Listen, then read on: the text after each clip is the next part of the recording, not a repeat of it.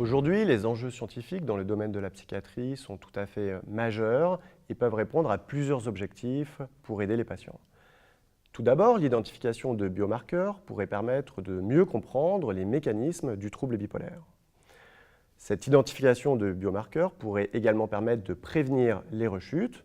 Et par exemple, si on était capable d'identifier une variabilité de rythme, d'activité ou d'énergie chez un patient, on pourrait traiter plus tôt un nouvel épisode. La recherche scientifique pourrait également permettre d'identifier de nouvelles cibles thérapeutiques.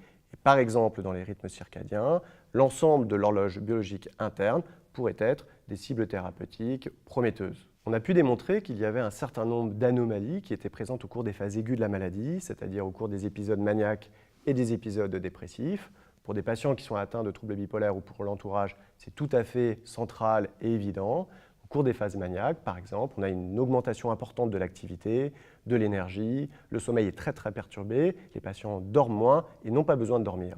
A l'inverse, au cours des épisodes dépressifs, il y a également de grands retentissements, avec un sommeil qui est très perturbé, très superficiel, très impacté, avec une réduction de ce temps de sommeil. On parle d'insomnie qui est associée à de la fatigue, à une somnolence au cours de la journée. D'autres patients ont trop de sommeil, on parle alors d'hypersomnie. L'activité est en regard et diminuée, très impactée.